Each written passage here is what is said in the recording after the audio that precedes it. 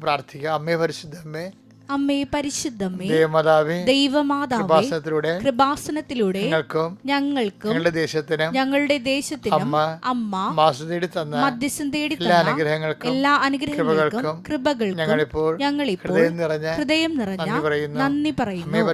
അമ്മേ പരിശുദ്ധമ്മേ, ദൈവമാതാവേ, 2004 ഡിസംബർ 7 ഉച്ചകഴിഞ്ഞ് 2:30 കൃപാസനത്തിൽ സംഭവിച്ച അമ്മയുടെ പ്രത്യക്ഷപ്പെടലിനെ കുറിച്ച് തിരുസഭയ്ക്ക് സമർപ്പിച്ചിരിക്കുന്ന പഠനരേഖകളുടെ സഭാത്മകമായ പഠനം ആരംഭിക്കുവാൻ ഞങ്ങൾ താഴ്മയോടെ പ്രാർത്ഥിക്കുന്നു.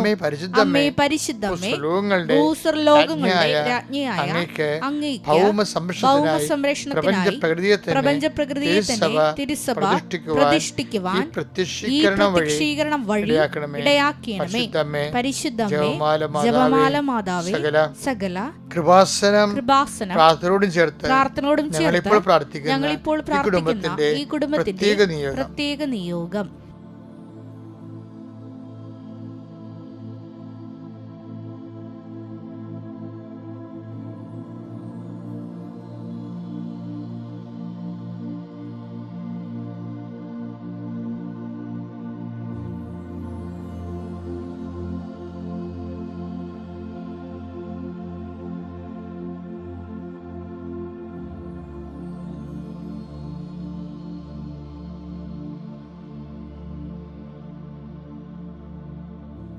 അമ്മയുടെ പ്രത്യക്ഷീകരണത്തിന്റെ ഈ അനുഗ്രഹവേളയിൽ ഞങ്ങൾക്ക് സാധിച്ചു തരുവാൻ കനിയണമേ. വിശ്വാസപ്രമാണം. സർവശക്തനായ പിതാവും ആകാശത്തിന്റെയും ഭൂമിയുടെയും സൃഷ്ടാവുമായ ദൈവത്തിൽ ഞാൻ വിശ്വസിക്കുന്നു. അവിടുത്തെ ഏകപുത്രനും ഞങ്ങളുടെ കർത്താവുമായ ഈശോമിശിഹായിലും ഞാൻ വിശ്വസിക്കുന്നു. ഈ പുത്രൻ പരിശുദ്ധാത്മാവിനാൽ ഗർഭസ്ഥനായി കന്യകാമറിയത്തിൽ നിന്ന് പിറന്ന് പൊന്തിയോസ് പീലാത്തോസിന്റെ കാലത്ത് പീഡകൾ സഹിച്ച് കുരിശിൽ തറയ്ക്കപ്പെട്ട് മരിച്ച് അടക്കപ്പെട്ട് പാതാളങ്ങളിൽ ഇറങ്ങി മരിച്ചവരുടെ ഇടയിൽ നിന്ന് 3-ാം നാൾ ഉയർത്ത് സ്വർഗത്തിലേക്ക് എഴുന്നള്ളി സർവശക്തിയുള്ള പിതാവായ ദൈവത്തിന്റെ വലതുഭാഗത്തിരിക്കുന്നു. അവിടെ നിന്ന് ജീവിക്കുന്നവരെയും മരിച്ചവരെയും വിധിക്കുവാൻ വരുമെന്നും ഞാൻ വിശ്വസിക്കുന്നു. പരിശുദ്ധാത്മാവിലും ഞാൻ വിശ്വസിക്കുന്നു. വിശുദ്ധ കത്തോലിക്കാ സഭയിലും പുണ്യവാന്മാരുടെ ഐക്യത്തിലും പാപങ്ങളുടെ മോചനത്തിലും ശരീരത്തിന്റെ ഉയർപ്പിലും നിത്യമായ ജീവിതത്തിലും ഞാൻ വിശ്വസിക്കുന്നു. ആമേൻ. സ്വർഗ്ഗസ്ഥനായ ഞങ്ങളുടെ പിതാവേ, അങ്ങയുടെ നാമം പൂജിതമാകണമേ. അങ്ങയുടെ രാജ്യം വരണമേ. അങ്ങയുടെ തിരുമനസ് സ്വർഗത്തിലെ പോലെ ഭൂമിയിലും ആകണമേ. അന്നു വേണ്ടുന്ന ആഹാരം ഇന്ന് ഞങ്ങൾക്ക് തരണമേ. ഞങ്ങളോട് തെറ്റ് ചെയ്യുന്നവരോട് ഞങ്ങൾ ക്ഷമിക്കുന്നത് പോലെ ഞങ്ങളുടെ തെറ്റുകൾ ഞങ്ങളോടും ക്ഷമിക്കണമേ. ഞങ്ങളെ പ്രലോഭനത്തിൽ ഉൾപ്പെടുത്തരുതേ, തിന്മയിൽ ഞങ്ങൾ രക്ഷിക്കണമേ. ആമേൻ. നന്മ നിറഞ്ഞ മറിയമേ, സ്വസ്തി. കർത്താവ് അങ്ങയുടെ കൂടെ സ്ത്രീകളിൽ അങ്ങ് അനുഗ്രഹിക്കപ്പെട്ടവളാകുന്നു. അങ്ങയുടെ ഉദരത്തിൻ ഫലമായി ഈശോ അനുഗ്രഹിക്കപ്പെട്ടവനാകുന്നു. പരിശുദ്ധ മറിയമേ, തമ്പുരാന്റെ അമ്മേ, പാപികളായ ഞങ്ങൾക്ക് വേണ്ടി ഇപ്പോഴും ഞങ്ങളുടെ മരണസമയത്തും തമ്പുരാനോട് അപേക്ഷിക്കണമേ. ആമേൻ. എൻ്റെ പ്രിയപ്പെട്ടവരെ, അനുദിന അനുഗ്രഹ പ്രാർത്ഥനയിലേക്ക് വരാം. ഇന്നത്തെ നമ്മുടെ യാത്രകൾ, നമ്മുടെ ഉദ്യമങ്ങൾ, നമ്മൾ കടന്നു പോകുന്ന വഴികൾ, നമ്മൾ ചെന്ന് കയറുന്ന തൊഴിലിടങ്ങൾ, നമ്മൾ ചെയ്യുന്ന ജോലികൾ, നമ്മൾക്ക് കുടിശ്ശികയായി ചെയ്ത് തീർക്കാനുള്ള ബാധ്യതയായിട്ടുള്ള വിഷയങ്ങൾ, നമുക്ക് കണ്ടുമുട്ടുന്ന വ്യക്തികൾ, അവരോട് സംസാരിക്കേണ്ട കാര്യങ്ങൾ, എടുക്കേണ്ട തീരുമാനങ്ങൾ, നടപ്പിലാക്കേണ്ട കാര്യങ്ങൾ, ഇന്ന് കൈവരിക്കേണ്ട വളർച്ച, ചില നിർണായകമായ നിമിഷങ്ങളും കൂടിയാലോചനയും കൂടിക്കാഴ്ചകളും ഉണ്ടെങ്കിൽ അത് എല്ലാം സമർപ്പിച്ചുകൊണ്ട് പ്രാർത്ഥിക്കാൻ പറ്റിയ ഏറ്റവും സുവർണമായ ഒരു അവസരമാണിത്. കർത്താവിൻ്റെ കൂടെ ഈ ദിവസം തുടങ്ങാൻ കഴിയുന്നു. അമ്മയുടെ മധ്യസ്ഥതയിൽ ആരംഭിക്കുന്ന ഒരു ദിവസമാണിത്. കർത്താവെ, ഞങ്ങൾക്ക് ഈ അവസരം തന്നതിന് നന്ദി പറയുന്നു. കർത്താവ്, അങ്ങയുടെ മക്കൾ ഇന്ന് കടന്നു പോകുന്ന ഓരോ വിഷയങ്ങളെ കുറിച്ച് പ്രാർത്ഥിക്കുന്നു. കർത്താവിൻ്റെ കരുണ മക്കളുടെ മേൽ ആവശ്യിക്കണം പ്രാർത്ഥിക്കുന്നു. പരീക്ഷയ്ക്ക് വേണ്ടി ഒരുങ്ങി പഠിച്ചുകൊണ്ടിരിക്കുന്ന കുഞ്ഞുങ്ങളുടെ പഠനങ്ങളെ സമയം വൃഥാവിൽ ചെലവഴിക്കാതെ നന്നായി പഠിക്കുവാനും പഠിക്കുന്ന മനസ്സിൽ പതിഞ്ഞു നിൽക്കുവാനും മനസ്സിൽ പതിഞ്ഞു നിൽക്കുന്നത് പരീക്ഷയെ പരിപാലിക്കുവാനും കർത്താവെ, കുഞ്ഞുങ്ങൾക്ക് വരാൻ പോകുന്ന ചോദ്യങ്ങൾ, പരീക്ഷാ പേപ്പറുള്ള ചോദ്യങ്ങൾ എന്താണെന്ന് ഞങ്ങൾക്കറിയാം. അതനുസരിച്ച് അവസാന നിമിഷം സെലക്റ്റീവായിട്ട് പഠിക്കാനുള്ള അവരുടെ തിരഞ്ഞെടുപ്പിൻ്റെ അനുഗ്രഹങ്ങൾ, വിഷയം പഠിക്കാനുള്ള വിഷയം തിരഞ്ഞെടുക്കാനുള്ള പ്രത്യേക അനുഗ്രഹങ്ങൾ അങ്ങനെ മക്കൾക്ക് നൽകണമേ എന്ന് പ്രാർത്ഥിക്കുന്നു. കോൺഫിഡൻസോടുകൂടി ഭയങ്കര ആത്മവിശ്വാസത്തോടുകൂടി പരീക്ഷ എഴുതാൻ അവർ സഹായിക്കണം പ്രാർത്ഥിക്കുന്നു. വീടില്ലാത്തവർ, ജോലി ഇല്ലാത്തവർ, വിസ നഷ്ടപ്പെട്ടവർ, വിസ അന്വേഷിക്കുന്നവർ, സർട്ടിഫിക്കറ്റ് വിദ്യകളുടേത്, രേഖാമൂലമുള്ള തടസ്സങ്ങൾ, തൊഴിലിൻ്റെ തടസ്സങ്ങൾ, രജിസ്ട്രേഷൻ തടസ്സങ്ങൾ, ഉടമ്പടിയുടെ തടസ്സങ്ങൾ, അതുപോലെ തന്നെ രേഖാമൂലമായ ഗവൺമെൻറ്റുമായിട്ടുള്ള രേഖാമൂലമുള്ള തടസ്സങ്ങൾ, അതെല്ലാം സമർപ്പിച്ച് പ്രാർത്ഥിക്കുന്നു. കർത്താവേ വീടിന് നമ്പർ കിട്ടാത്തവരെ, വീടും പഞ്ചായത്തും തമ്മിൽ നമ്പറിൻ്റെ പേരിൽ പല പല ഇഷ്യൂസ് നിലനിൽക്കുന്നവർ, അവരെല്ലാം സമർപ്പിച്ച് പ്രാർത്ഥിക്കുന്നു. ദൈവത്തിൻ്റെ കരുണ അവരുടെ കഴിവിനേക്കാളുപരി നമ്മളെ വളർച്ചയെ, നമ്മുടെ സമാധാനത്തെ പാരവെക്കുന്ന, തുരങ്കം വെക്കുന്ന നാരകീയ ശക്തികൾ യേശുവിൻ്റെ നാമത്തിൽ നിഹനിക്കപ്പെട്ടെന്ന് കൽപ്പിക്കുന്നു. എൻ്റെ കർത്താവിൻ്റെ ഉന്നതമായ നാമത്തിൽ, സഭയുടെ അധികാരത്തിൽ, കുരിശിൻ്റെ അടയാളത്തിൽ നിങ്ങളുടെ രോഗങ്ങൾ, രോഗപീഠകൾ, വേദനകൾ, ഒരു പല്ലുവേദനയാണെങ്കിൽ ഒരു ദിവസം മുഴുവൻ കളയും മനുഷ്യൻ്റെ. അവന് പിന്നെ ഭക്ഷണം കഴിക്കാനും തോന്നത്തില്ല, സംസാരിക്കാനും തോന്നത്തില്ല, വെറുതെ അടുക്കി റിപ്പോർട്ടിങ്ങനെ കാണാം. ഓരോരോ വേദനയാൽ ചിലർക്ക് ബ്ലീഡിങ് വന്നാൽ തീരത്തില്ല, ചിലർക്ക് ഭയങ്കര വയറുവേദനയായിരിക്കും, ചിലർക്ക് ഭയങ്കര നടുവേദനയായിരിക്കും. ഇങ്ങനെ ഏതെല്ലാം സ്ഥലങ്ങളിൽ വേദനയുണ്ട് അവിടെയെല്ലാം കർത്താവിൻ്റെ തിരുമുറുവാർന്ന് വലതുകരം വെച്ചുകൊണ്ട് വേദനയിൽ നിന്ന് രക്ഷപ്പെടാനും സമാധാനത്തോടെ നിന്ന് ജീവിക്കാനും ദൈവത്തിൻ്റെ കരുണകൾ ആവശ്യിക്കട്ടെ. മക്കളെക്കുറിച്ച് വേദനിക്കുന്ന മാതാപിതാക്കന്മാർ, മക്കളുടെ ദുർനടപ്പ് കൊണ്ടും കുഞ്ഞുമക്കളുടെ രോഗങ്ങൾ കൊണ്ടും മക്കളുടെ കാര്യങ്ങൾ ചെയ്തു തീർക്കാൻ പറ്റുന്നില്ല എന്നുള്ള ആവലാതി കൊണ്ടും വിഷമിക്കുന്ന മാതാപിതാക്കന്മാരുണ്ട്. മക്കൾക്ക് വേണ്ട വിധം നല്ല ഭക്ഷണമോ വേണ്ട കാര്യങ്ങൾ ക്രമീകരിക്കാൻ പറ്റാതെ കിടപ്പിലായിപ്പോയ മാതാപിതാക്കന്മാരുണ്ട്. അവർ വിഷമിക്കുന്നുണ്ട്. അവരെല്ലാം ഓർത്ത് പ്രാർത്ഥിക്കുന്നു. അവരെല്ലാം കിടക്കുന്ന എത്രയും വേഗം ആലസ്യം രോഗം വിട്ടുണർന്ന് അവർ നല്ല ചൈതന്യത്തോടെ കർത്താവിൻ്റെ വേല ചെയ്യാൻ വേണ്ടി അവർ അനുഗ്രഹിക്കണമെന്ന് പ്രാർത്ഥിക്കുന്നു.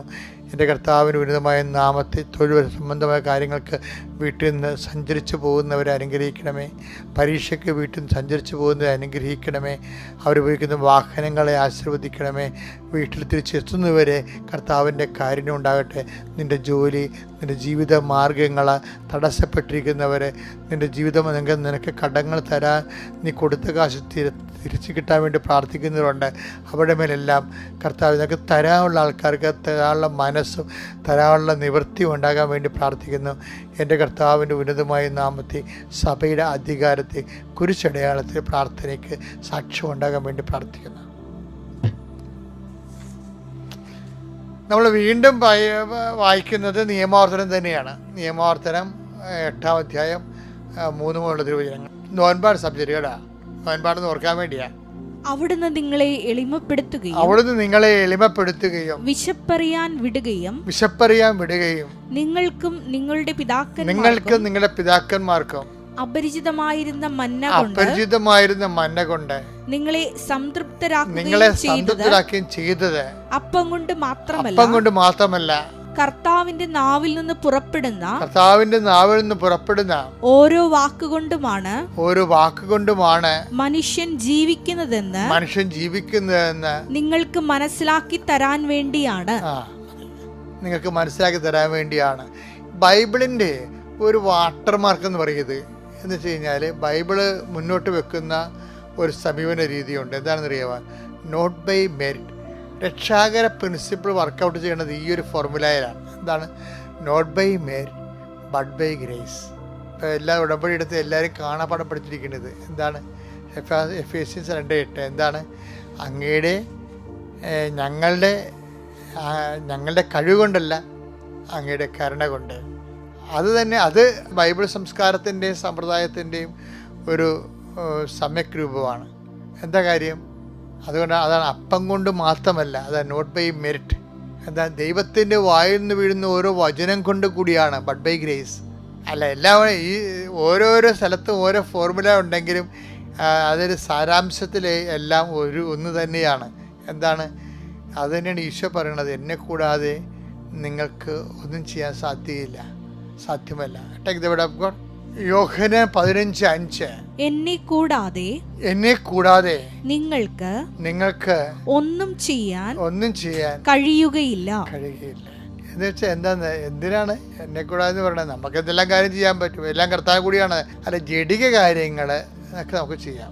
പക്ഷെ ദൈവഹിതപ്രകാരമുള്ള കാര്യങ്ങൾ ചെയ്യണമെങ്കിൽ ആത്മാവിൻ്റെ വിവേചനം വേണ്ടേ, ഏകമധ്യസ്ഥനായ കർത്താവിൻ്റെ മാധ്യസ്ഥ്യം വേണ്ടേ? അതുകൊണ്ട് ദൈവഹിതപ്രകാരം ജീവിക്കണമെങ്കിൽ ഞങ്ങൾ എന്ത് ചെയ്യണമെന്ന് ചോദിക്കണില്ലേ?